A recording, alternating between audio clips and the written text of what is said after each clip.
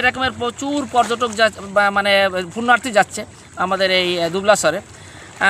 এই যে যাওয়ার সময় আমরা কিন্তু মানে ডিউটি করতেছি। আমাদের ডিউটিটা কি মুখ্য ডিউটি হলো যেন পাস করে তো সবার ডুবতে হবে, এটা বৈধ না।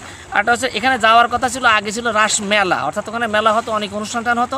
এখন আর তা হয় না, এখন শুধুমাত্র পুণ্যার্থী যায়, অর্থাৎ হিন্দু সম্প্রদায়ের লোকজন যায় সেখানে যে গঙ্গা স্নান করে। এছাড়াও অন্যান্য মুসলমানরাও কিন্তু অনেক সময় দেখা গেলে ভুয়া আইডি কার্ড করে আসানোর চেষ্টা করে। আর আমাদের ডিউটিটা হচ্ছে এই যাতে কোনো মানে এই পুণ্যার্থী যেন মানে সঙ্গে কোনো মুসলমান না ঢুকতে পারে, সেই জন্য আজ সকালে আমরা বেশ কয়েকটা বোট যতটুকু সম্ভব চেষ্টা করেছি ফিরিয়ে দেওয়ার জন্য। আমাদের বর্তমান প্রশাসন ভীষণ কঠিন এবং নিজেই আমাদের ডিএফও স্যার নিজেই আর কি মাঠ পর্যায়ে থাকে প্রতিটা বোট চেক করার চেষ্টা করেছেন।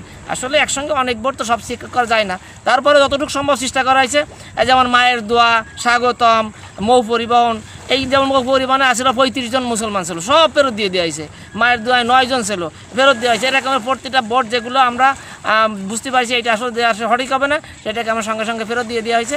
আমরা সকাল থেকে এই পর্যন্ত ডিউটি করলাম। ইনশাল্লাহ এবছর থেকে আগামী বছর আরও স্যার বলেছেন যে আগামী বছর আরও নতুনভাবে প্রস্তুতি নেওয়া হবে।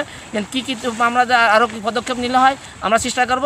শুধুমাত্র পুণ্যার্থী যেন সুষ্ঠুভাবে তাদের মানে যে ধর্মীয় আচার অনুষ্ঠানটা আছে সঠিকভাবে করতে পারে, সেই চেষ্টা করে যাচ্ছি। আমরা অনেকগুলো বোট ফেরত দিচ্ছি এবং আমরা আরও চেষ্টা করতেছি আর কেউ যাই অবৈধভাবে ঢুকে কোনো ক্ষতি না করতে পারে। এ ব্যাপারে আমাদের টহল অব্যাহত আছে, প্রচুর পরিমাণ চেকপোস্ট আছে। এর সঙ্গে আছে বন বিভাগ, নৌবাহিনী, কোস্টগার্ড, র্যাব, পুলিশ, টহল মানে নৌ পুলিশ এর সহ মোটামুটি সমস্ত এজেন্সিগুলো আমাদের সবাই আমাদের সহায়তা করতেছি। আমরা সেইভাবে একসঙ্গে কাজ করে যাচ্ছি ইনশাল্লাহ।